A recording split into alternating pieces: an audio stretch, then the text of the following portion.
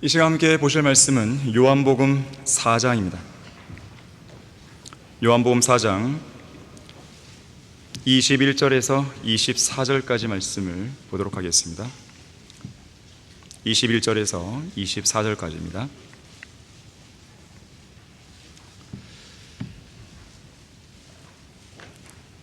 자, 21절 말씀 보시면 예수께서 그녀에게 말씀하시기를 여인아 나를 믿으라 너희가 이 산에서나 예루살렘에서도 아버지께 경배하지 않을 그때가 오리라. 너희는 너희가 알지 못하는 것을 경배하고 우리는 우리가 경배하는 것을 아노니 이는 구원이 유대인에게서 나오기 때문이라. 그러나 참된 경배자들이 아버지께 영과 진리로 경배드릴 때가 오나니 바로 지금이라. 이는 아버지께서 자기에게 경배드리는 그런 자들을 찾으심이니라. 하나님은 한 영이시니 그분께 경배드리는 자들은 영과 진리로 경배드려야만 하리라고 하시니라. 자, 말씀을 위해 다 같이 기도하겠습니다. 고마우신 아버지 하나님, 아름다운 예배를 드릴 수 있게 해주셔서 감사드립니다. 찬양과 또 기도와 이 모든 환경들을 주님께서 주관하시는데 우리의 마음은 하늘을 향해 있고 하나님 한 분만으로 가득 채워지기를 원하고 있습니다. 마귀가 어떠한 형태든지 우리의 마음속에 복잡한 생각들이나 혼란한 생각들을 넣지 못하도록 막아주시고, 혹시라도 그러한 마음들이 있다면 이 시간 우리 안에 역사하시는 성령 하나님을 통해서 또 이 시간 선포되는 이 말씀을 통해서 온전히 정리가 되고 변화가 되고 또 아름답게 정착될 수 있도록 도와주십시오. 우리는 예배를 잘 드려야 됩니다. 예배에 실패하면 많은 부분들을 잃어버릴 수 있는 것입니다. 이 시간 이 말씀을 통해 이 부분을 주님의 방법으로 우리 성도들에게 일깨워 주시고 한층 더 주님께 더 밀착하고 성장할 수 있는 좋은 계기가 될 수 있도록 역사해 주십시오. 주 예수 그리스도 이름으로 기도했습니다. 아멘. 참된 경배자들이라는 제목으로 설교하겠습니다. 이 영원에 거하시는 높고 우뚝 솟은 분, 그의 이름이 거룩이신 분께서 앉아 계신 저 셋째 하늘 하나님의 보좌가 있죠. 이 하나님의 보좌는 모든 권세, 모든 부귀, 모든 지혜와 지식, 모든 힘과 능력, 모든 존귀와 영광, 그리고 모든 찬양과 찬송이 온전히 결집되고 드러나는 장소입니다.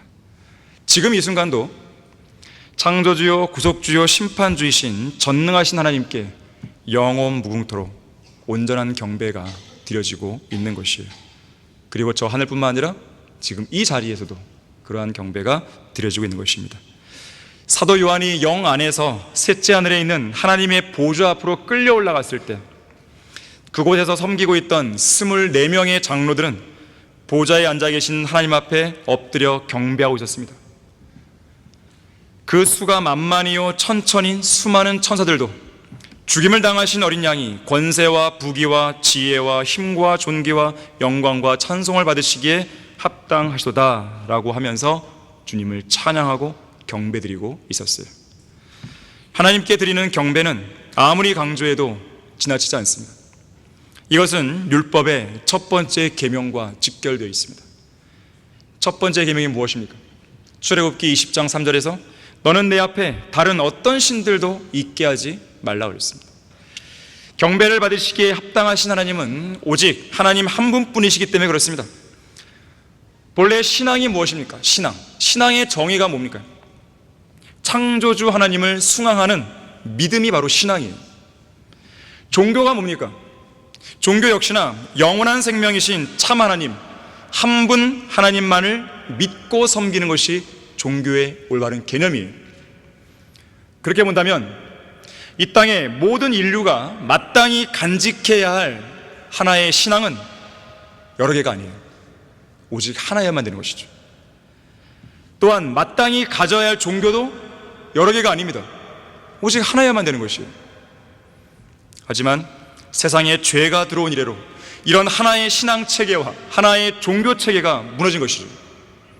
인간들은 고의로 하나님을 잊고 또 잊고 계속 잊어버리는 가운데 자기들 입맛에 맞는 신들을 만들어냈고 자기들 방식대로 섬기려 하는 이상한 종교들, 이슬람교, 힌두교, 불교, 로마 카톨릭까지 심지어 등등을 만들어낸 거예요. 마가복음 12장 29절 30절에서는 모든 계명들 중에 첫째는 이것이라. 주 우리 하나님은 한 분 주시니 너는 내 마음을 다하고 혼을 다하고 생각을 다하고 힘을 다하여 주 너의 하나님을 사랑하라. 이것이 뭐라 그랬습니까? 첫째 계명입니다. 첫째 계명. 다른 것으로 대체될 수 있는 계명이 아닙니다. 첫째 계명이에요. 이 경배라는 단어는 오늘 본문인 요한복음 4장에서요 동사든 명사든 전체 10번이 나옵니다. 이 단어의 어원적인 의미를 보면 이런 의미예요. 개가 주인에게 하듯 입을 맞추고 아양을 떤다는 뜻의 어원적인 의미가 있습니다. 성경에서는 이 단어를 하나님 앞에 엎드려 충성을 맹세하고 그분을 두려워하고 찬양하는 참된 예배자들에게 적용하고 있습니다. 경배를 영어로 worship이죠. worship. 헬라어로 프로스쿠네오. 저는 보통 설교 시간에 헬라어를 안 쓰는데 좀 의미를 설명하기 위해서 써야 될 것 같습니다. 프로스쿠네오. 이 단어에는 7가지 의미가 있어요. 7가지 의미. 이 의미를 담은 경배를 우리는 드려야 되는 것인데, 첫 번째는 몸을 납작 엎드리는 겁니다. 여러분, 과거 고대 사회에서는요, 소위 이제 왕이나 황제를 아련할 때 사람들이 절하잖아요. 어떻게 절합니까? 그냥 이렇게 절하는 게 아니죠. 바짝 엎드리는 거예요. 일자로 엎드려 절합니다. 그냥 일종의 경배를 한 거예요. 하지만 그러한 경배는 인간이 받아서는 안 됩니다. 하나님만이 받으셔야 되는 것이, 납작 엎드리는 것이 경배예요. 요한계시록 7장 11절 보니까 또 그 보좌와 장로들과 내 짐승 주위에 둘러선 모든 천사가 그 보좌 앞에 얼굴을 대고 엎드려 그랬어요. 하나님께 경배드렸다 그랬습니다. 두 번째 의미는요, 누군가의 요구를 허락하는 것입니다. 하나님의 요구를 받아들이는 것이죠. 자, 경배 안에 뭐가 있습니까? 지금 말씀이 선포되잖아요. 하나님이 원하시는 그 말씀을 여러분이 수용해야 되는 것이죠. 전적으로 말씀을 있는 그대로, 사실 그대로 받아들이는 것이죠. 세 번째 의미는요, 자신의 뜻을 굽히는 겁니다. 자신의 뜻을 굽혀야 됩니다. 네 번째는 진정한 마음으로 찬양을 드리는 것입니다. 진정한 마음으로 찬양 드리는 것이죠. 다섯 번째는 말 그대로 찬양하는 것. 찬양 자체가 경배의 의미에 들어있는 거예요. 찬양. 요한계시록 19장 4절에서는 보좌에 앉으신 하나님께 경배드리며 말하기를 아멘, 할렐루야 그랬어요. 그러면서 찬양하는 것이죠. 여섯 번째, 예물을 바치는 것이 이 의미에 들어있습니다. 마태복음 2장 11절에 보니까 동방의 현자들이 어린아이이신 예수님께 경배를 하면서 뭘 드리죠? 보물함을 열어 황금과 유향과 몰약을 예물로 드리고 있죠. 마지막 일곱 번째로 이 경배의 프로스쿠네오의 의미는 경외하는 것이에요. 경외하는 것. 경건한 두려움, 보통 이렇게 얘기하죠. 참된 경배자들은 바로 이 7가지 의미를 마음에 담아서 하나님께 온전한 경배를 드려야 됩니다. 왜냐하면 우리 모두는 주님의 피조물들이요 주님의 백성들이며 또 주님의 양들이기 때문에 그렇습니다. 시편 95편 6절과 7절에 보니까 오라 우리가 경배하며 절하자, 우리가 우리를 만드신 주 앞에 무릎을 꿇자. 이는 그가 우리의 하나님이시며 우리는 그의 초장의 백성이요 그의 손의 양이라 그랬습니다. 미국의 기독교 출판사 존 더반의 편집장이었던 알 브라이언트, 우리 설교 개요 관련된 책 있잖아요. 알 브라이언트가 쓴 이 알 브라이언트가 경배와 관련해서 이러한 시를 지었습니다. 경배와 관련해서 이렇게 시를 썼어요. 고요한 시간에 우리는 주님께 경배하네. 하나님을 아는 지식은 평안을 주며 오래도록 끊임없이 일어나는 의심을 제하여 준다네. 우리의 고뇌와 두려움이 뒤얽혀 있는 마음을 가라앉히면 우리는 늘 함께 계시는 하나님의 따스한 임재를 알게 된다네. 고요함 가운데 영과 진리로 경배하며 가난한 마음을 간구할 때 주님은 그 자리에 계신다네. 우리의 마음이 불안하고 슬플 때 그분 앞에 나아간다네. 우리가 그분 곁에 있을 때면 우리의 마음은 기쁘다네. 그랬어요. A.W. 토저는 경배와 관련해서 이런 말합니다. 참된 예배란 인격적으로 그리고 어찌할 수 없을 만큼 하나님과 깊은 사랑에 빠지는 것이다. 여러분은 지금 경배드리는 이 시간에 하나님과 깊은 사랑에 정말 빠져 있습니까? 하나님의 사랑을 경험한 사람이 하나님을 사랑하는 그 사랑을 다른 대상으로 옮긴다는 것은 감히 생각도 할 수 없는 다고 했어요. D.L. 무디는 이렇게 말했어요. 우리가 하나님을 예배하지 않는 한 우리가 무엇을 예배 드리든지 간에 사탄은 염려하지 않는다고 그랬어요. 우리가 하나님께 경배드리고 예배 드릴 때만 사탄은 막 예의주시하는 거죠. 공격하는 거죠. 하지만 하나님이 아닌 다른 누군가에게 뭐 인간을 경배하다든지 다른 잡다한 신을 경배하든지 그런 사탄은 걱정 안 하는 거예요. 찰스 웨슬리가 말했습니다. 세상아, 더 이상 나의 마음이 나뉘게 하지 말라. 나는 그리스도와 함께 십자가에 못 박히기를 원하노라. 그런 사람만이 온전한 경배를 드릴 수 있는 거예요. 찰스 스펄전은 이렇게 말했어요. 누군가는 산책을 하러 교회에 간다. 여기 산책하러 오신 분 있습니까? 누군가는 웃고 이야기하기 위해 교회에 간다. 누군가는 친구를 만나기 위해 교회에 간다. 누군가는 시간을 보내려고 교회에 간다. 누군가는 자기 잘못을 덮기 위해 간다. 그러나 지혜롭고 현명한 사람은 하나님을 예배하고 경배하기 위해 간다 그랬어요. 자, 오늘 설교 본문 23절에서는 참된 경배자들이 아버지께 영과 진리로 경배드릴 때가 오나니 바로 지금이라. 이는 아버지께서 자기에게 경배드리는 그런 자들을 찾으신다 그랬어요. 자, 하나님께서는 참된 경배자를 찾고 계십니다. 첫 번째로, 참된 경배자는 그 마음과 생각이 하나님 한 분만으로 가득 채워져 있어야 됩니다. 경배의 의미가 바로 그것이기 때문에 그런 거예요. 경배의 의미가 하나님 한 분만으로 마음이 꽉 채워진 상태를 의미하는 겁니다. 사실 경배란 단어를 정의하기가 쉽지 않아요. 근데 일반적으로 경배를 정의할 때 하나님 한 분만으로 꽉 차 있는 거예요. 그 마음이. 경배는 자기의 필요나 다른 사람의 필요, 심지어 하나님께서 여러분에게 주신 그 복들로 마음이 채워지는 게 아닙니다. 오히려 그 모든 필요와 그 복들을 채워주시고 공급해 주신 그 주체, 하나님 한 분만으로 가득 채워야 되는 거예요. 그렇게 되기 위해서는 성령 하나님으로 충만해야 됩니다. 진리의 말씀으로 풍성히 채워져 있어야 됩니다. 또한 그 마음과 생각이 하나님께서 계시는 저 셋째 하늘을 향해 열려 있어야 됩니다. 주 하나님을 향한 사랑으로 가득 채워져 있어야 돼요. 지금 이 시간 여러분의 마음과 생각은 어디에 있습니까? 무엇으로 가득 채워져 있습니까? 무엇을 향해 있고 누구를 향해 있습니까? 확실히 여러분의 마음도 이 자리에 와 있는 게 맞습니까? 혹시 여러분의 몸만 와 있는 것은 아닙니까? 과연 여러분의 마음은 이 시간 하나님만을 향해 있습니까? 아니면 세상 한가운데서 여전히 배회하고 있습니까?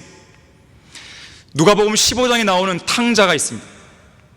그의 마음은 그 몸이 아버지를 떠나기 훨씬 전부터 이미 먼 나라에 가 있었어요. 마음이.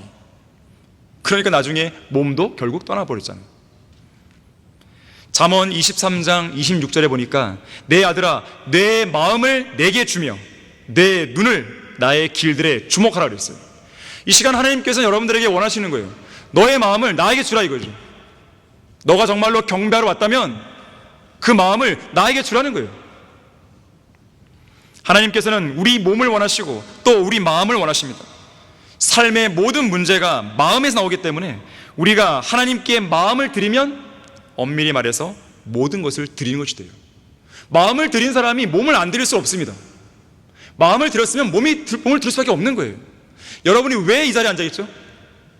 몸이 와 있잖아요. 마음이 이미 와 있었기 때문에 그렇습니다. 주님을 향한 경배를 하기 위해서 내 마음이 있었기 때문에 그 마음의 반영으로 몸이 와 있는 거예요.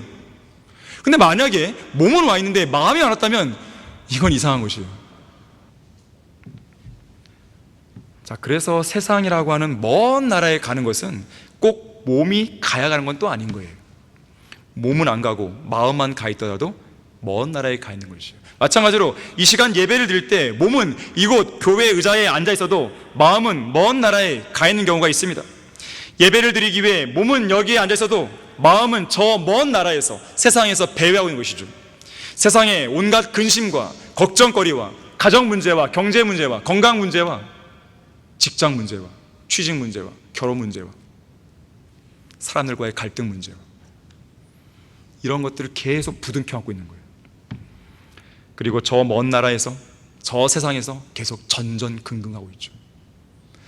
그래서 어떤 사람의 이 얼굴은 어두워 보이는 거예요. 경배를 드리러 왔는데 어두운 얼굴로 경배를 드리는 거예요. 저는 그 사람 마음을 알 수가 없어요. 하지만 얼굴을 통해서 그 사람의 마음이 어떤가를 짐작하는 거죠. 골로새서 3장 2절에서요, 땅의 것들이 아닌 위에 있는 것들에 마음을 두라 그랬어요. 정말로 마음을 두셔야 돼요. 탁상 공론이면 안 됩니다. 여러분의 마음속에 예수 그리스도보다 더 사랑하는 누군가가 있으면 안 됩니다. 성경 말씀보다 더 소중한 책, 더 소중한 잡지, 더 소중한 영화, 더 소중한 유튜브 영상들, 더 소중한 게임, 더 소중한 신문 등이 있으면 안 되는 것이죠. 하늘나라나 새 예루살렘보다 더 가고 싶은 그런 장소가 있으면 안 됩니다. 그런 것들이 있다면 그 사람의 마음은 이미 먼 나라에 가 있는 거예요. 지금 휴가 시즌인데 여러분의 몸은 여기 와 있는데 내일 휴가 갈 생각을 하고 있지 않습니까? 그래서 우리는 열심히 마음을 다해 지켜야 되는 거예요. 마음을 열심을 다해 지켜야 되는 거예요. 마음 문 앞에 여러분의 파수꾼을 세워놓고 마귀에게 어떤 틈도 내어주면 안 됩니다. 이와는 반대로 인터넷이 발달한 오늘날에는 몸은 안 오고 마음만 이곳 예배의 장소로 와 있다고 말하는 사람들이 있습니다. 소위 인터넷 방송으로 예배를 드린다고 하는 사람들이에요. 이보다 더 우스운 말도 없습니다. 여러분, 인터넷 예배는 예배가 아닙니다. 명확히 아셔야 돼요. 현재 그들의 몸은 집에 있습니다. 어쩌면 세수도 안 한 채로 이 예배의 실황을 보고 있을지 몰라요. 소파에 편하게 누워서 설교를 듣는 사람도 있을지 모릅니다. 분명히 말하건대 인터넷 예배는 없습니다. 자, 그렇다면 우리는 왜 인터넷 방송으로 예배의 실황을 내보내는 것입니까? 자, 이것은요, 어떤 사람이 거주하는 그 지역에 성경대로 믿는 지역교회가 없을 때 어떻게 할 거예요? 예배를 안 드려요 그러면? 자, 그런 사람들을 위해서, 몸이 아프거나 거리가 너무 멀어서 도저히 교회에 나갈 수 없을 때, 해외에 출장을 갔거나 원양어선을 타고 먼 바다 나갔어요. 어떻게 할 수 없잖아요. 나는 멀리 나가 있으니까 예배 안 드려야지. 과거에는 어쩔 수 없었죠. 하지만 지금은 영상을 제공할 수 있단 말이에요. 다시 말하자면 성경에 따른 자기 양심에 비춰봤을 때 교회에 나가서 예배를 드릴 수 있는 환경이 조성되지 않는다. 자, 그런 사람들을 위해서 불가피하게 차선책으로 예배 실황이라도 보라는 뜻으로 방송을 내보내고 있는 겁니다. 이것을 이용해서 나는 지금 예배에 참석하고 있어. 이거는 그 사람은 잘못 생각하고 있는 거예요. 현재 자신이 예배에 참석할 수 있는 상황임에도 지역교회로 가서 참석하지 않고 그저 인터넷으로만 예배 실황에 참여하고 있다면 그것은 하나님 앞에서 죄를 짓는 것입니다. 왜 그럴까요? 경배는 우리 그리스도인들이 마땅히 해야 할 최상의 순종인데 그 순종을 실행하지 않고 있기 때문에 그렇습니다. 그러면 어떤 사람은 묻겠죠. 그 거리가 얼마나 돼야 됩니까? 2시간 거리입니까? 3시간 거리입니까? 4시간입니까? 2시간이면 좀 허용할 수 있습니까? 꼭 그런 사람이 있는 거예요. 이미 그 사람의 마음은요, 삐뚤어져 있는 거예요. 그건 자기가 결정해야 됩니다. 참고할 수 있는 것은 우리 교회는요, 2시간 걸려오는 분도 있어요. 3시간 걸려오는 분도 있어요. 어떻게 할 것이에요? 히브리서 10장 24절 25절에서는 또 서로 생각하여 사랑과 선행을 격려하며 어떤 사람들의 습관처럼 우리 자신들이 함께 모이는 것을 저버리지 말고 서로 권면하여 그날이 가까운 것을 볼수록 더욱 그리하자 그랬어요. 자, 예배에 참석하지 않는 것은 함께 모이는 것을 저버리는 그런 죄를 짓는 거죠. 한편 경배는요, 일주일간 저장해 두었다가 주일 예배 때만 딱 끄집어내는 어떤 것이 아닙니다. 하나님께 드리는 경배는 일주일 내내 매일 매순간 지속돼야 되는 거예요. 그리고 주일에는 그 경배가 최고조로 달해야 되는 것이죠. 사실 한 주의 첫날인 주일에 최고조로 달하는 그 경배가 일주일 내내 매일 매순간 이어져 가야 하는 선순환이 이루어져야 되는 거예요. 언제나 마음과 생각이 하나님 한 분만으로 가득 채워져 있는 성도의 삶에는 실제로 그런 일이 자연스럽게 일어나는 거예요. 그렇게 본다면 오늘 주일 하루는 그 어떤 날보다도 온전히 주님께 경배 드린 날로 삼아야 되는 게 맞는 거죠. 우리 교회는 오전 예배가 있고 오후 예배가 있습니다. 우리는 1부 예배, 2부 예배라는 표현을 안 써요. 왜 안 쓰는지 아십니까? 1부 예배와 2부 예배 중 어느 한 예배만 드려도 된다는 의미로 오늘날에는 사용되고 있기 때문에 그렇습니다. 1부 예배 대신 2부 예배만 드려도 예배를 드린 거야, 그날은. 이렇게 써먹는 거예요. 잘 들으십시오. 오전 예배가 오후 예배를 대신할 수 없습니다. 오후 예배가 오전 예배를 대신할 수 없습니다. 자, 그런가 하면요, 오늘날 대부분의 교인들은 진짜 제대로 된 설교를 들어본 적이 없어요. 배교한 목사들의 가려운 길을 즐겁게 해주는 아주 그럴듯한 설교에 너무 많이 길들여져 있는 것이죠. 특히 그들은 지루한 설교가 빨리 끝나기를 기다리는 사람들입니다. 빨리 예배를 끝내고 가족과 나들이를 가거나 골프를 치러 가거나 등산 가거나 사업을 구상하거나 장사를 하거나 낮잠을 자거나 하는 자들인 것이죠. 이른 아침 새벽부터 일부 예배가 시작됩니다. 아침 일찍 일부 예배를 가는 거예요. 근데 어떤 날은 산악회에서 아침 새벽에 산을 가자 그래요. 아, 그래요? 저는 저녁에 6부 예배를 드리겠습니다. 참 편리하죠, 오늘날은. 예배를 골라 듣는 거예요. 누가 그렇게 만든 거예요? 세상 교회들이에요. 그게 경배입니까? 그래서 이 나라 교회들은 그런 구원받지도 않은 교인들의 스케줄에 맞추기 위해서 1부 예배, 2부, 3부, 4부, 5부, 제가 검색해 봤을 때는 심지어 9부 예배예요. 9부 예배. 그러면서 종교 놀이를 하는 것입니다. 어차피 설교 내용이 다 똑같고 내용이 설령 다르다 해도 거기에서 거기이기 때문에 오후에 일정 있는 사람은 아침 일찍 1부 예배만 드리고 오전에 일정 있는 사람들은 저녁에 5부 예배만 드리면 그날 주님께 해야 할 임무를 다 한 것이라고 안심시켜버리는 거예요. 이러한 예배 시스템은요, 바쁜 현대인의 삶에 잘 맞춰주기 때문에 교인들을 잃어버릴 염려도 없고 상당한 액수의 헌금도 충분히 확보가 가능하죠. 자, 마지막 배교한 교회 시대는 하나님의 권리가 아닌 사람들의 권리가 중요한 시대입니다. 그들은 문을 꼭꼭 걸어잠근 채 예수 그리스도를 교회 문 밖으로 밀어냈습니다. 이 나라 교회 목사들은 결코 제대로 된 설교를 할 수 없으며 설령 한다 해도 교인들이 상당히 알레르기 반응을 일으키며 교회를 떠나고 말 것입니다. 어떤 사람이 예배의 가치라는 이 제목으로 이렇게 글을 썼어요. 요셉 케이보라는 이름의 그리스도인은 체코슬로바키아가 공산주의 통치하에 있었을 때 주님을 섬겼던 인물입니다. 그의 아버지는 학교에서 공산주의를 가르치는 교사였지만 그의 어머니는 경건한 그리스도인이었습니다. 어릴 때 그는 주일 아침이면 3시간 동안 기차를 타고 프라하로 갔습니다.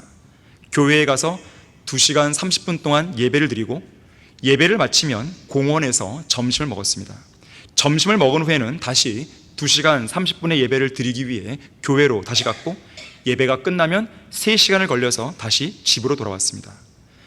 이렇게 많은 시간과 힘을 쏟아야 그는 예배를 드릴 수 있었습니다. 그만큼 일주일에 예배 한 번 드리는 것이 소중한 일이었기 때문입니다. 하나님께 예배를 드리러 교회에 가는 것 자체가 매우 가치 있는 일인 것입니다. 시편 122편 1절에서는 사람들이 내게 말하기를 주의 집으로 들어가자 하였을 때 내가 기뻐하였도다 라고 말씀하고 있습니다. 시편 84편 10절에서는 주의 뜰들에서의 하루가 첫날보다 더 나으며 악의 장막들에 거하는 것보다 내 하나님 집에서 문지기가 되는 편이 더 나음이냐 그랬어요. 하나님이 계신 성전뜰에서 단 하루를 보내는 것이 주님께서 함께 하시지 않는 다른 어떤 장소에서 세상 사람들과 흥청망청대면서 첫날을 즐기는 것보다 훨씬 낫다는 거예요. 현대적인 의미로 바꿔 얘기하면 주일날 성경 침례교회에서 하나님께 영과 진리로 경배를 드리며 주님을 섬기는 것이 14박 15일 동안 유럽 여러 나라를 여행하며 관광과 유람을 즐기는 것보다 훨씬 낫다는 거죠. 바른 성경인 한글 킹제임스 성경을 펼쳐서 손가락으로 구절들 하나하나를 일일이 짚어가며 열심히 읽고 공부하는 시간이, 그것이 1시간이든 2시간이든 하루 24시간이든 그렇게 주님과 함께 말씀으로 교제를 나누는 그런 시간이 세상에 그 어떤 유명한 대학 교수로부터 명강의를 일주일 내내 듣는 것보다 훨씬 낫다는 거죠. 단 하루라도 진지하고 진솔하게 주님 앞에 무릎을 꿇고 찬양과 감사를 드리고 죄를 자백하고 필요한 것들을 아뢰며 기도하는 그 시간이 세상에 유명한 스포츠 스타나 유명 연예인들과 함께 꼬박 한 달 30일을 보내는 것보다 훨씬 낫다는 거죠. 여러분은 지금 다른 곳에 앉아있지 않고 지금 이 자리에 앉아서 예배를 드리고 경배를 드리는 이 시간이 즐겁습니까? 안 좋으세요? 네. 행복해야 되는 것이에요. 행복해야 되는 것이. 주님 안에서 주님과 함께 의미 있게 보내는 그 하루가요, 세상에서 주님과 무관하게 보내는 첫날보다 훨씬 나은 것입니다. 가까운 예로 저는 세상 직장에서 14년을 보냈는데 14년의 시간이 그렇게 즐겁지가 않았어요. 하지만 직장 일을 마치고 피곤한 몸을 이끌고 교회에 와서 1시간 신학교에서 강의를 할 때 너무나 행복한 시간이죠. 그 1시간이, 주님을 위해서 보내는 그 1시간이 세상 직장에서 8시간, 최소 8시간을 보내는 그 시간보다 훨씬 좋은 거죠. 일주일 내내 세상 직장에서 이렇게 치이고 저렇게 치이고 바쁘게 프로젝트를 진행하고 그렇게 보내는 시간보다 주일날 단 하루를 주님께 영과 진리로 경배를 드리며 말씀을 듣고 했던 그 시간이 훨씬 더 좋은 것이죠.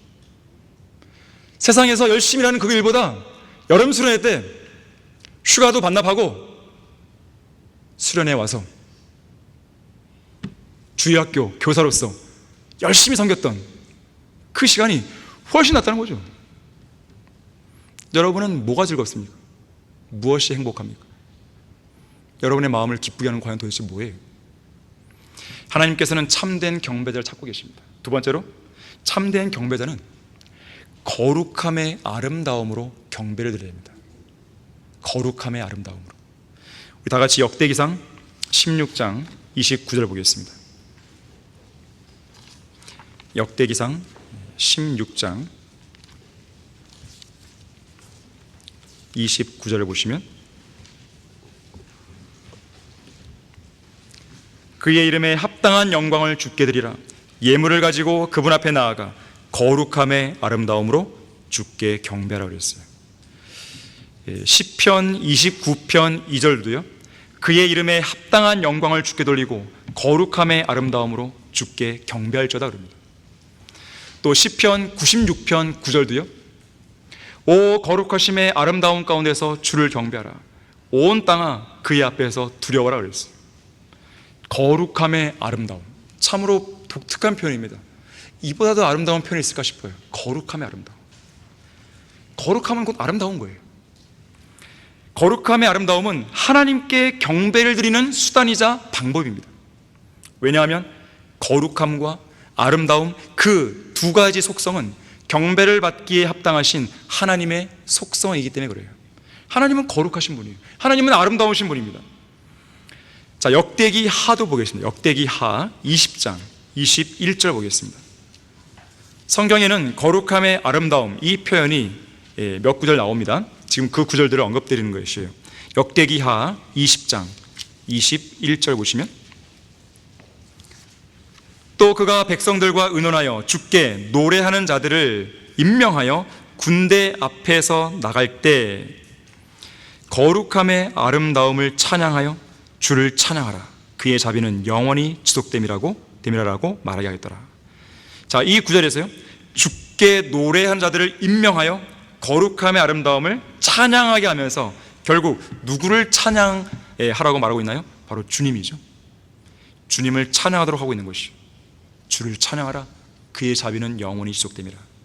다시 말해서 거룩함의 아름다움을 찬양하는 것은 결국 뭐예요? 그 거룩함 그 자체이자 아름다움의 절정이신 주 하나님을 찬양하는 것이죠. 찬양받기에 합당하신 하나님, 거룩한 분입니다. 거룩하신 하나님은 아름다운 분이세요. 주님께 노래하고 찬양하는 성도들은 거룩함의 아름다움 그 자체이신 하나님을 찬양하고 경배해야 됩니다. 온 우주에서 하나님만큼 거룩하고 아름다우신 존재는 없습니다. 만약에 하나님께서 완전 무결하지 않으시고 거룩하지 않다면 그분은 하나님이 아니죠. 거룩하지 않으신 하나님은 상상조차 할 수 없습니다. 오 주여, 신들 가운데 누가 주와 같으리까? 누가 주와 같이 거룩함이 영화로우며 찬양받을 만큼 두려우며 이적들을 행하리까? 그래서 출애굽기 15장 11절 말씀입니다. 거룩하다는 말은요, 모든 더러움에서 완전히 벗어나 있는 거예요. 모든 더러움에서 완전히 자유롭고 벗어나 있는 순수함 그 자체입니다. 거룩하시도다, 거룩하시도다, 거룩하시도다. 만군의 주여, 온 땅이 그의 영광으로 충만하시도다. 자, 이 찬양을 받을 수 있는 분은 주 하나님이 유일하십니다. 하나님은 거룩하시기에 죄를 미워하시고 죄를 엄격히 다루시고 그분의 거룩한 분노로 죄를 벌하시죠. 죄를 결코 간과하지 않습니다. 그래서 그분의 거룩하심은 거룩하신 하나님과 타락한 인간을 분리시키는 거예요. 인간이 거룩하신 하나님께 다가갈 수 있는 유일한 길은 그래서 예수님의 피밖에 없는 것입니다. 예수님의 피만이 죄에 대해 분노하시는 하나님과 화해할 수 있는 유일한 길인 것입니다. 예수 그리스도의 피가 없었다면 우리는 이 자리에서 거룩하신 하나님께 경배를 드릴 수도 없었을 것입니다. 예수 그리스도의 피가 없었다면 감히 하나님의 은혜의 보좌 앞으로 나아가서 기도를 드릴 수도 없었을 것이에요. 예수 그리스도의 피가 없었다면 어떻게 우리가 이 거룩한 말씀을 이 더러운 손으로 줄 수 있었겠으며, 어떻게 이 거룩한 말씀을 우리의 더러운 눈으로 볼 수 있었겠으며, 또 어떻게 이 거룩한 말씀을 우리의 더러운 귀로 들을 수 있었겠으며, 어떻게 이 거룩한 말씀을 우리의 더러운 마음속에 담을 수 있었겠습니까? 예수 그리스도의 피가 있기 때문에 가능한 것이에요. 한편 거룩하신 하나님은 온 우주에서 가장 아름다운 분이십니다. 여러분, 신비롭고 아름다운 우주를 한번 생각해 보세요. 수천억 개의 별들이 모인 은하수와 하늘의 장관을 연출하는 별들의 향연을 보세요. 여러분의 눈이 있다면 주님의 손가락으로 지으신 저 하늘들과 주님께서 정해놓으신 달과 별들을 쳐다보세요. 이곳 지구에서부터 첫째 하늘과 둘째 하늘, 우주를 지나 저 셋째 하늘에 이르기까지 모든 만물은 정말로 일종의 대규모의 관현악단이 되어서 힘차게 지휘하시는 하나님의 손짓에 따라서 아름답고 위대한 교향악을 연주하는 것이죠. 주님을 향한 아름답고 위대한 찬양 소리로 퍼져나가는 것이죠. 아름다운 산, 아름다운 바다, 아름다운 강, 또 하늘을 쳐다보세요. 아름다운 동물과 식물과 아름다운 자연 세계를 보십시오. 여러분 동네에는 그런 곳이 없다면 이 교회 옥상을 가보세요. 옥상 이름을 지을 때 하늘 정원을 줬어요. 하늘 정원. 저는 가끔씩 이 문제가 안 풀리거나 답답한 마음이 있거나 더 하나님께 간절히 뭔가 아뢰고자 할 때에, 물론 저는 이제 제 사무실에서 무릎 꿇고 기도하지만 가끔씩 위로 올라갑니다. 그리고 하늘을 쳐다보면서 주님께 기도하는 것이죠. 왜 주님은 침묵하시냐고. 분명 우리의 모든 사역이나 우리의 이런 교회의 행보나 이런 것이 옳은데 왜 때때로 하나님께서는 대적들이 마치 저렇게 기승을 부리도록 놔두시냐고 그렇게 주님께 묻기도 하는 것이죠. 그럼 주님은 대답을 해주시는 거예요. 마음속에 알려주시는 거예요. 일깨워주시는 거예요. 말씀을 통해 보여주시죠. 왜 그러시는지를.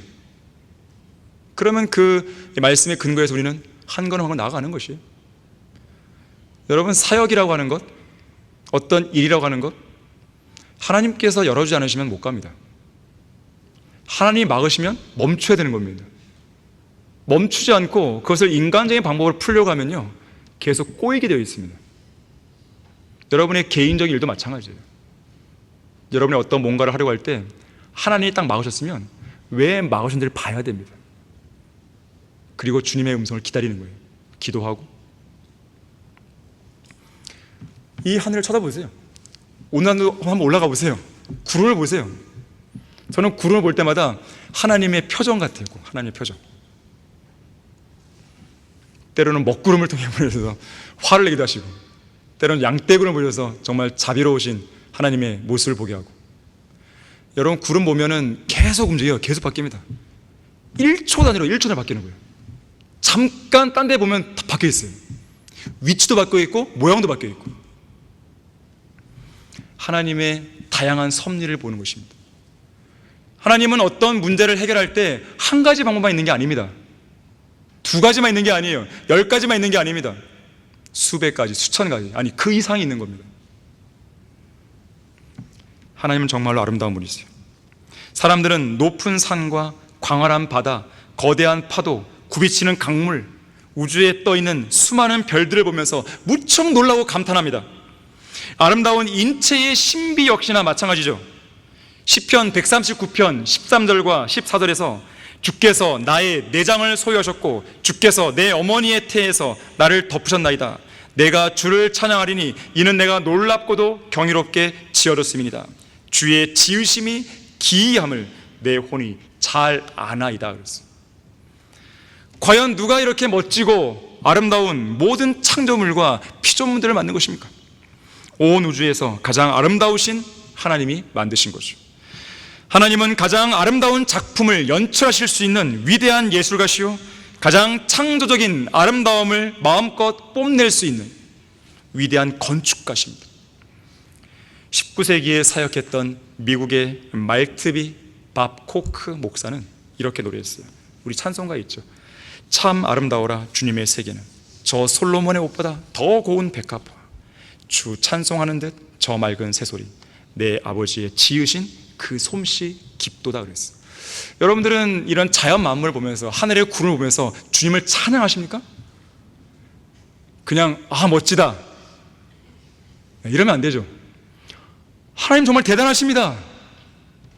정말 위대하십니다. 하나님 정말 놀랍습니다. 어떻게 이런 아름다운 창조물을 우리에게 주셨습니까? 이런 말이 나와야 되는 거 아니겠어요? 특히 거룩하신 하나님의 아름다운 그 사랑은요, 갈보리 십자가에서 절정을 이뤘습니다. 갈보리 십자가는 하나님의 거룩하심과 하나님의 아름다우심이 절묘하게 만난 장소입니다. 하나님의 거룩하심은 어떻습니까? 죄가 없는 거룩하심이죠. 죄를 극도로 싫어하시고 죄에 대해 분노하시고 죄와 악을 절대로 간과하지 않는 거룩하심이기 때문에 죄에 대한 엄중함과 공의로운 심판을 요구하십니다. 한편 하나님의 아름다우심은 값없이 모든 것을 내어주시는 그 사랑의 절정을 다루기 때문에 자비로운 은혜를 요구하는 것이죠. 우리가 아직 죄인이었을 때 그리스도께서 우리를 위하여 죽으심으로써 하나님께서는 우리를 향한 그의 사랑을 나타냈다고 그랬어요. 여러분, 엄밀히 말해서 지금 하나님은 세상 죄인들을 사랑하는 게 아니에요. 연민이 있을지 모르시지만 죄인을 사랑하시는 게 아닙니다. 지금 죄에 대해 분노하시는 거예요. 그들이 하나님의 사랑을 경험하고 싶다면, 그들이 하나님의 사랑을 풍성하게 누리고 싶다면 어디로 가야 되는 거예요? 십자가를 통과해야 됩니다. 예수 그리스도를 믿고 구원받아야 되는 거예요. 하지만 사람들은 어떻습니까? 유행가를 부르잖아요. 당신을 향한 하나님의 사랑. 하나님은 당신을 사랑하십니다. 그런 거짓말이 어디 있어요? 사랑하시는 하나님이 코로나를 보냅니까? 사랑하시는 하나님이 지진을 보냅니까? 사랑하시는 하나님이 산불을 막 일으키세요? 죽으라고? 진노하시는 겁니다. 정신 차리라는 것이에요. 죄인들이요, 구원받으라는 것이죠. 정신 차리고 지금이라도 예수 그리스도 믿고 구원받으라는 것이죠. 죄와 사망의 법에서 빠져나오라는 것이죠. 지옥불에서 나오라는 것이죠. 그걸 그들은 모르는 거예요. 모르는 게 아니라 무시하는 것이죠. 고의로 거부하고 또 거부하는 것이죠. 하나님은 그들을 향해 진노하시는 거예요. 자, 그런데 하나님의 거룩하심과 하나님의 아름다우심, 이 두 가지 요구를 모두 만족시키기 위해서 하나님의 아름다움이신 자, 거룩함의 아름다움 그 자체이신 예수 그리스도께서 십자가에서 피를 흘려 죽으신 거예요. 그래서 구약시대에 가장 거룩한 장소였던 성막과 성전을 제외하고 갈보리 십자가는 이 지구상에서 유일하게 거룩하다고 불릴 수 있는 장소였습니다. 그렇기 때문에 피가 없이 드리는 경배는 헛된 경배입니다. 그런 건 경배가 아니에요. 성경에서 경배라는 단어가 처음으로 등장하는 것은 죽음과 연관되어 있습니다. 부활과 연관되어 있습니다. 여러분이 잘 아시듯이 창세기 22장 5절이죠. 한번 찾아보겠습니다. 경배라는 단어가 가장 처음 나오는 곳이에요. 창세기 22장 5절 말씀에서요, 아브라함과 이삭의 이야기죠. 아브라함이 그의 청년들에게 말하기를 너희는 나귀와 함께 여기에서 머물라 나와 아이는 저기로 가서 경배 드리고 다시 너희에게로 돌아오리라 하고. 자, 경배를 드리는데 지금 아브라함은 뭐 하러 가는 거예요? 자기 아들 이삭을 죽이러 가죠. 죽을 때 피를 흘리죠. 하지만 아브라함의 마음속에는 뭐가 있었습니까? 다시 돌아오는 거예요. 혼자 돌아와요? 아니죠. 함께 돌아오는 것이죠. 그 말은 뭐예요? 내가 설령 죽인다 하더라도 부활하실 것이다. 주님께서 살리실 것이다. 자, 그래서 경배라고 하는 것은 예수 그리스도의 죽음과 부활을 예표하는 이삭의 죽음과, 실제 죽음은 아니지만 죽음과 다름없는 것이죠. 그런 죽음과 부활로 보여주고 있는 것이에요. 그 죽음에는 반드시 피가 수반되는 것이죠. 자, 그래서 피가 있는 경배가 중요한 것이죠. 피 없는 경배는 경배가 아닙니다. 하지만 누구의 피? 사람의 피가 아니라, 짐승의 피가 아니라 하나님의 피죠. 창세기 4장에서 아벨이 하나님께 받아들여진 것은 그가 양의 피를 근거로 나아갔기 때문이죠. 그 양은 예수 그리스도를 예표했죠. 카인이 거부당한 것은 피가 없는 육신의 열매로 나아갔기 때문이죠. 여기에서 아벨의 종교와 카인의 종교로 구분되는 거예요. 하나님께서는 아벨의 종교, 피의 종교를 원하시는 것입니다. 피의 희생제사를 원하는 것이죠. 피의 경배를 원하시는 것이죠. 카인의 종교? 자, 그것은 원하지 않습니다. 인정하지 않는 거예요. 자, 어쨌든 거룩한 피가 그 십자가를 흠뻑 적시며 흘러내렸을 때 온 인류를 위한 구속이 완성되었고, 그에 따른 자비로운 은혜를 통해 거룩하신 하나님께 나아갈 수 있는 길이 열린 것이죠. 거룩함의 아름다움이신 하나님의 은혜의 보좌로 나아갈 수 있는 대로가 열린 것입니다. 예수 그리스도의 피가 우리의 머리부터 발끝까지 적시지 않았다면, 우리 마음속 깊은 곳에 있는 양심까지 깊숙이 스며들지 않았다면, 우리는 이 거룩한 경배 자리에 앉아 있을 수 없는 것은 물론 우리는 진작 뜨겁게 타오르는 지옥 불길 한가운데로 던졌을 것입니다. 그렇게 되지 않은 것은 하나님의 자비하심 때문이죠. 한편 하나님께서 우리에게 자비를 베푸시는 것은 그분께서 거룩하기 때문에 가능한 일도 한 것이죠. 만일에 거룩하지 않은 어떤 존재가요, 우리에게 와서 내가 너에게 자비를 베푸노라 이렇게 말하면요, 그것만큼 웃긴 일도 없는 거예요. 자기나 잘하죠. 당신이나 잘하세요, 이런 말 하죠. 하지만 거룩하신 하나님의 그 자비하심 때문에 우리가 지금 살아있는 것이고, 거룩하신 하나님의 자비하심 때문에 우리가 현재 건재하고 있는 것입니다. 매일 매순간 우리가 누리고 향유하는 그 모든 것들은 하나님의 자비하심 속에 주어진 은혜의 선물들임을 기억해야 되는 것이에요. 하나님께서는 참된 경배자를 찾고 계십니다. 세 번째로, 오늘 본문 있는 대로 참된 경배자는 영과 진리로 경배를 드려야 됩니다. 본문 24절이죠. 하나님은 한 영이시니 그분께 경배 드린 자들은 영과 진리로 경배 드려야만 한다 그랬어요. 영과 진리로 경배를 드리는 문제는 선택의 문제가 아닙니다. 반드시 해야 할 의무요, 하나님의 명령입니다. 17세기 영국의 청교도 목사였던 스테판 차녹은 이렇게 말했습니다. 비록 우리가 완전하지 않아도 하나님을 참되게 경배할 수 있다. 하지만 영과 진리로 경배하지 않으면 그러한 경배는 헛된 경배라고 했다. 헛된 경배다 그랬어요. 그러니까 우리는 늘 부족하잖아요. 연약하잖아요. 하지만 우리는 참된 경배를 드릴 수 있습니다. 예수 그리스도의 피를 근거로 해서. 그런데 내가 어떤 자격 조건이 주어졌다 하더라도 영과 진리로 경배를 안 드린다면 그거는 헛된 경배가 된다는 거예요. 지금 그 말을 하는 것입니다. 자, 우선 참된 경배자들은 영으로 경배를 드려야 돼요. 영으로. 개역 성경은 신령과 진정을 해요. 신령과 진정. 무슨 말인지 모르게 된 것이죠. 영으로 경배드려야 돼요. 믿고 구원받은 그리스도 안에 성령께서 들어오시면 믿는 성도는 성령을 통해 거듭난 영 안에서 하나님과 영적인 접촉을 갖게 되고 하나님과의 영적인 접촉 속에서 하나님께 올바른 경배를 드릴 수 있습니다. 이것이 바로 영으로 경배를 드린다는 것의 의미예요. 더 나아가서는요, 영으로 경배를 드리는 것은 하나님께 경배를 드리는 우리의 올바른 마음과 자세, 태도와도 연관이 있습니다. 앞서 언급했듯이 하나님께 경배를 드릴 때 이 자리에 몸만 와 있으면 안 된다는 것이에요. 마음을 다하고 혼을 다하고 생각을 다하고 힘을 다하여 주 하나님을 사랑하는 그 마음이 이 시간 함께 수반되어야 돼요. 이것이 영으로 경배를 드린다는 것의 확장된 의미입니다. 이 시간 내 마음이 정말로 마음을 다하고 혼을 다하고 생각을 다하여 힘을 다하여 주 하나님을 사랑하고 있는지 점검해야 됩니다. 그런 마음으로 경배를 드리는 것인가?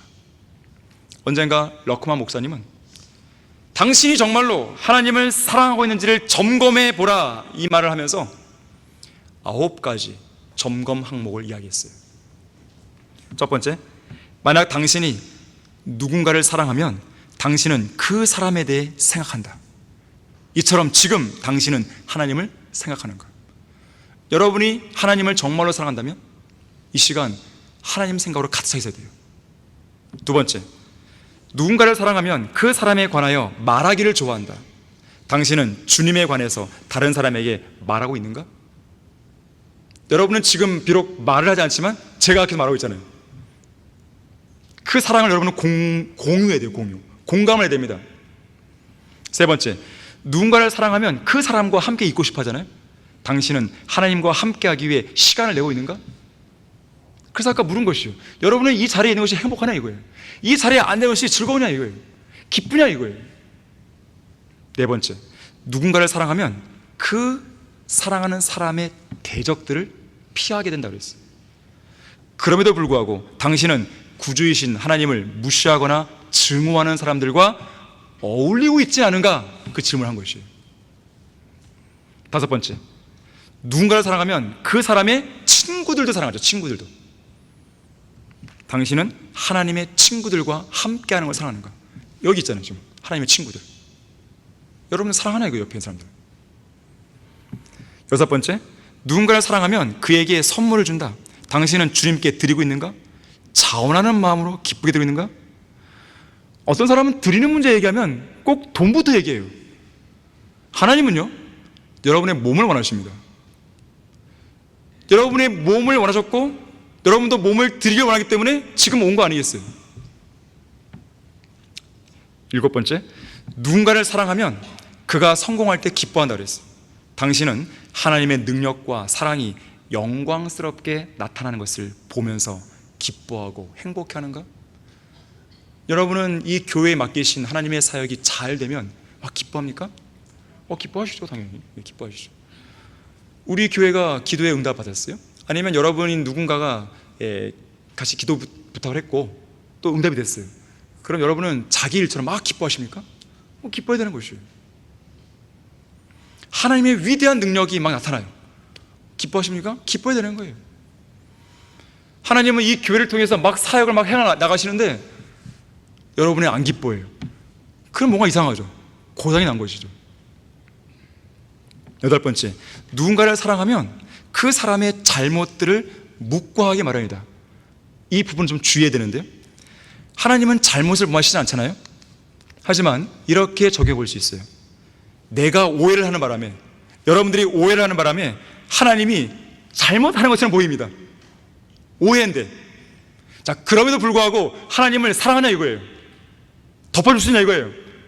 비록 내 잘못이지만, 내가 오해해서 그렇게 됐지만 난 주님을 사랑하니까 주님 괜찮습니다, 이렇게 하시는 의향이 있냐 이거예요. 주님 어떻게 이럴 수 있습니까? 이러면 안 된다는 것이죠. 주님을 사랑한다면. 9번째, 누군가를 사랑한다면 그 사람에 대해 악을 생각하기 어렵다는 거예요. 다시 말해서 하나님께서 여러분에게 어떤 끔찍한 일을 경험하게 한다 하더라도 주님을 원망하면 안 된다는 것이죠. 주님을 사랑하니까. 내가 사랑하는 어떤 연인이 나에게 막 깊은 상처를 줬어요. 하지만 난 사랑해요. 다 수용하는 것이죠. 그게 사랑이라는 것이에요. 이런 마음이 여러분에게 있냐 이거예요. 참된 경배자들은요, 영으로 이렇게 경배하지만, 두 번째, 진리로 경배하는 거예요. 진리는요, 진실한 것을 가리킵니다. 기본적으로 진실한 것. 그래서 하나님께 경배할 때는 어느 것 하나 마음속에 숨기는 게 없어야 돼요. 숨기는 것 없이 마음을 있는 그대로 활짝 열고 모든 것을 하나님 앞에 정직하게 보여드려야 됩니다. 여러분 마음속에 원망이 있습니까? 경배를 드리는 이 자리에서 기도하셔야 돼요. 주님, 이 원망을 없애주십시오. 예수 그리스도의 피로 없애주십시오. 왜 그런 기도 못하냐 이거예요. 용서하지 못하는 마음이 있습니까? 주님을 향한 증오가 있습니까? 다른 사람을 향한 증오가 있습니까? 왜 그걸 계속 붙들고 있냐 이거예요. 주님 앞에 해결하지 않고. 주님 없애주십시오. 진실한 경배가 되어야 됩니다. 여기에는 어떤 가짜, 어떤 속임수, 어떤 위선, 어떤 가식도 있으면 안 됩니다. 저는 여러분들과 대화를 할 때 어떤 가식도 없이 하는 있는 그대로 얘기합니다. 그걸 노력하는 것이 계속해서 있는 그대로, 제가 알고 있는 것이라든지 제 마음속에 있는 거라든지 있는 그대로 하려고 합니다. 근데 상대방이 위선을 부리고 나오면 어떨까요? 저는 늘 그래서 하나님의 법정에 늘 호소를 하는 것이에요. 세상 법정은 세상 편입니다. 결국 세상 법정은 세상에서 세상 사람들을 위한 것으로 기울 수밖에 없는 거예요. 결국 세상 법정에서는 우리가 승리할 수가 없는 거예요. 우리는 하나님의 법정에 호소하는데 그것이 정말로 무서운 겁니다. 하나님께서 뜻을 두시고 움직이시면요, 우리를 공격했거나 우리 교회를 파괴했거나 그런 사람들을 하나님이 가만 안 놔두신 겁니다. 망하게 하는데 철저하게 망하게 하시는 거예요. 어설프게 안 망하게 하십니다. 그렇게 하시는 거 아니에요. 오늘 안 망했으면 내일 망하는 거예요. 내일 안 망했으면 내일 모레 망하는 거예요. 그래도 안 망했다, 둘 중에 하나죠. 백보라 심판으로 불려나가든지 그리스도의 심판서로 불려나갔을 때 정말로 하나님께 엄청난 책망을 듣는 것이죠. 여러분 징계를 받더라도요, 차라리 여기서 그냥 받는 게 나아요. 차라리 만약에 결산을 여기서 안 보고 그리스도의 심판서를 받게 되면요, 부끄러운 순간밖에 없는 거예요. 창피해서 어떻게 숨고 싶은 거예요. 여러분 늘 말씀드리지만 그리스도의 심판석은 그냥 탁상 공론이 아닙니다. 현실이에요. 현실. 여러분 한 사람한테 직면할 현실입니다. 잘 준비하셔야 돼요. 여러분이 경배드리고 하나하나도 잘 하셔야 됩니다. 그냥 몸만 와 있으면 안 된다는 거예요. 마음이 정말로 주님 한 마음으로 가득 채워져 있어서 주님을 향해 있어야 돼요. 계속 딴 생각이 들어올 때마다 쳐내야 됩니다. 싸워야 되는 것이에요. 어떠한 종교적인 형식, 의식, 그런 것이 개입되지 않은 진실하고 순수한 경배가 필요합니다. 순수한 마음, 선한 양심, 가식 없는 믿음, 거기에서 나오는 사랑, 이것이 필요한 거예요. 이것이 바로 계명이 주어진 목적이라고 그랬어요. 진리, 진실한 것이에요. 또한 진리는 진리의 성경, 하나님 말씀 그 자체입니다. 따라서 바른 성경이 없으면, 올바르게 본된 성경이 없으면 진리로 경배될 수 없다는 걸 아셔야 됩니다. 그래서 병개된 성경에 기반해 드리는 경배를 하나님이 안 받으시는 거예요. 기뻐하지 않습니다. 지금 이 나라에는요 5만 개의 교회가 있어요. 그 말은 뭐냐면 지금 5만 번의 예배가 드려지고 있는 것이에요. 근데 그 예배 중에 과연 몇 개의 예배를 하나님이 받으실까요? 잘 생각하셔야 돼요. 아무 교회나 가는 게 아닙니다. 하나님께서 인정하고 승인한 교회를 가야죠. 아무 성경을 쓰는 게 아니에요. 하나님께서 인정하고 승인하고 열매로 입증한 그 성경을 써야죠. 아무 데나 가서 예배 드리는 게 아닙니다. 그건 예배가 아니에요. 교회에 간판만 다 붙이고 십자가 붙이면 교회가 되는지 사람들이 아는데 아니에요. 가짜가 얼마나 많은데요. 진리의 말씀. 그래서 우리는 경배할 때 진리의 말씀에 근거한 찬양을 부르죠. 진리의 말씀에 근거한 찬송만 부르죠. 진리의 말씀에 근거한 기도를 드리죠. 진리의 말씀에 근거한 설교를 듣게 되죠. 진리의 말씀에 근거해서 주님 앞에 나와 헌신을 하죠. 그렇게 본다면 바른게 보존된 성경이 있어야만 올바른 경배를 드릴 수 있다는 것이죠. 하지만 다른 교회는 그렇게 할 수가 없어요. 병기된 성경이 그들을 인도하고 있기 때문에. 그래서 그들은 예배를 진리의 말씀으로 이끌어지 않습니다. 뭘로 이끌까요? 감정을 흥분시키고 고조시키는 데 필요한 인위적인 도구들을 동원하죠. 경배와 찬양이라든지 CCM이라든지 선정적인 록 음악, 소위 말하는 록 찬양 같은 거라든지 연극적인 요소라든지 랩 찬양이라든지 율동이나 워십 댄서들이라든지 심지어 영화 예배, 이런 것들로 예배 프로그램을 채워버리는 것이에요.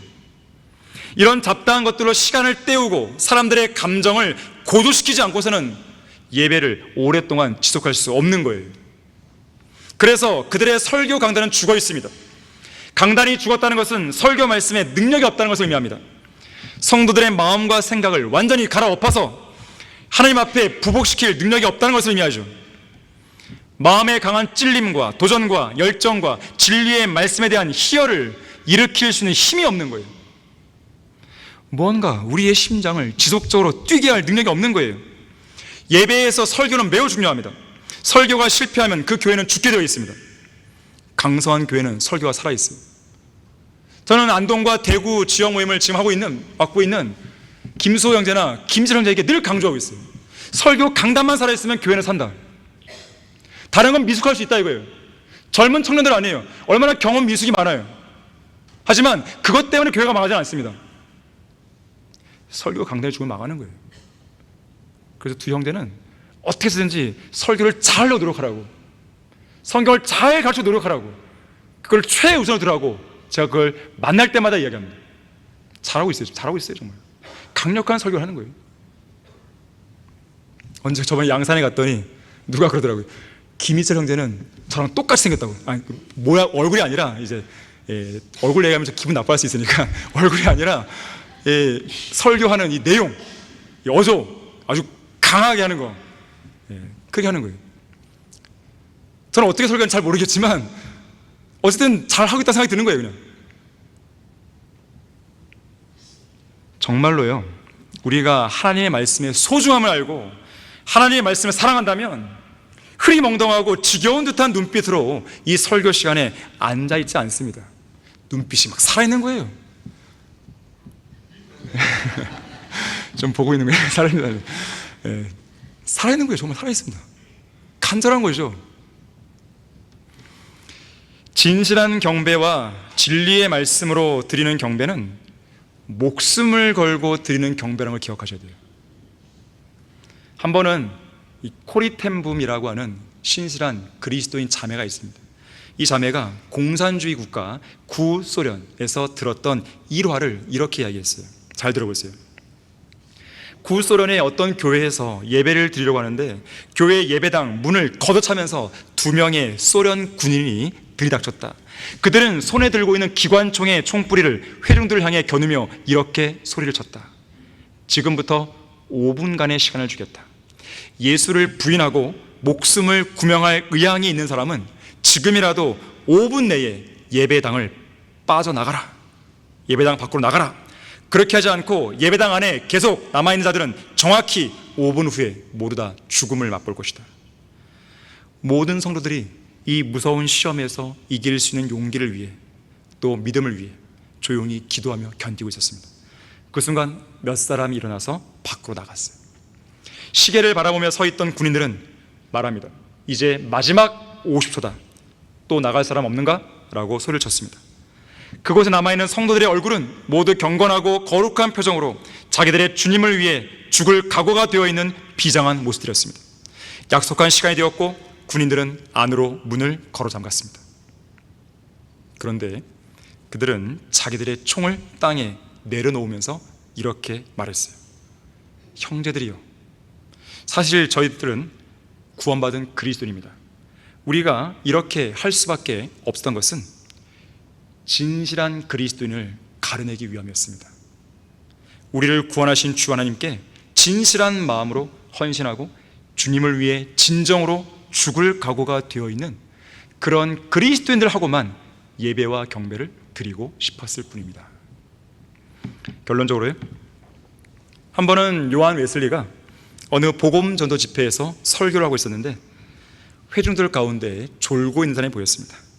입을 벌리고 머리를 뒤로 젖힌 채 대놓고 조는 사람이 있는가 하면 머리를 숙이고 졸지 않는 척 하면서도 설교 시작부터 졸고 있는 사람이 있었던 것이죠. 복음 전도 집회다 보니까요, 이제 구원받지 않은 죄인들이 섞여 있던 것이죠, 많이. 요한 웨슬리는 안타까운 나머지 다음과 같이 소리를 질렀습니다. 불이야! 불! 하고 졸고 있던 사람들이 깜짝 놀랍니다. 자리에서 벌떡 일어나고요, 막 나가려고 그래요. 불이라니, 어디 불입니까? 쥐를 뒤집어버렸어요. 그때 요한 웨슬리가 엄숙한 목소리로 이렇게 말했다 그래요. 지옥불이요, 지옥불. 설교 도중에 잠을 자거나 정신없이 멍하게만 앉아있다가 구원받을 수 있는 이 가장 소중한 기회를 놓치고 예수 그리스도를 믿지 않은 죄인들이 가게 될 그런 지옥불 말입니다. 이 엄숙한 경고를 듣고 나서야 이 회중은 정신을 바짝 차리고 설교에 집중해서 예배를 드렸다는 이야기가 있어요. 미국의 저명한 어느 기독교 잡지에서요, 보통 사람의 생애를 70년으로 생각하고 분석한 결과를 잡지에 게재했습니다. 이 자료에 따르면 70년의 생애를 사는 사람이 먹는데 6년을 소모하고 땀 흘려 일하는데 11년을 사용하고 세탁하고 옷 손질하는데 5년 6개월을 소요하고 교육을 받는데 3년, 여가를 즐기는데 8년, 두 다리로 걷는데 6년, 책을 읽는데 3년, 대화하는데 3년, 잠을 자는데 24년을 썼다 그래요. 하지만 하나님께 경배를 드리는 이 일에는 불과 6개월밖에 사용하지 않는다라고 그랬어요. 70년의 짧은 생애를 사는 인간이 이 땅에서 불과 6개월의 기간만 하나님께 경배를 드리다가 하늘나라에 들어간다는 것, 참으로 씁쓸한 일일 것입니다. 자, 그것이 성경대로 믿는 그리스도인에게 해당되면 안 되겠죠. 서두에 말했지만 우리는 일주일 내내 하나님을 경배하는 거예요. 아까 경배의 정의를 말씀드렸잖아요. 하나님 한 분만을 꽉 채우는 거라 했어요. 늘 하나님을 향해 생각이 고정되어 있는 것이죠. 그러다가 주일날은 그 경배가 절정에 달이 되는 것이죠. 오라, 우리가 경배하며 절하자. 우리가 우리를 만드신 주 앞에 무릎을 꿇자. 여러분의 마음속이 하나님 한 분만으로 가득 채워지고 하나님 한 분만으로 완전히 압도되고, 그리고 하나님의 마음을 기쁘게 드리는 그 마음으로 가득 차야 되는 것이죠. 그렇게 그분의 거룩한 이름을 영화롭게 드릴 경배가 여러분의 생활 가운데 끊임없이 넘쳐나기를 바라겠습니다. 자, 기도하겠습니다. 위대하신 아버지 하나님, 우리가 왜 이 자리에 앉아 있는 것입니까? 주님을 경배하는 것이 아니라면 우리가 여기에 왜 앉아 있는 것입니까? 또한 주님을 경배하기 위해서가 아니라면 우리는 왜 이 땅에 살아야 되는 것입니까? 주님께서는 우리에게 영과 진리로 경배할 수 있는 위대한 특권을 주셨습니다. 이 특권은 그 어떤 것과도 바꿀 수가 없는 것입니다. 이 경배는 우리의 모든 생활에서, 주일뿐만 아니라 모든 생활에서 최우선이 되어야 되는 것입니다. 이 시간 이 설교를 듣고 많은 것을 깨우친 성도들의 마음을 주님께서 기억해 주시고, 우리가 주님 앞에 나와 헌신할 때 자신이 경배를 드림에 있어서 잘못된 마음과 잘못된 동기와 잘못된 자세로 해왔다면 오늘 이 시간을 통해서 바로잡을 수 있도록 도와주시고 온전하고 참된 경배로 다시 한번 거듭날 수 있도록 도와주십시오. 주 예수 그리스도 이름으로 기도했습니다. 아멘.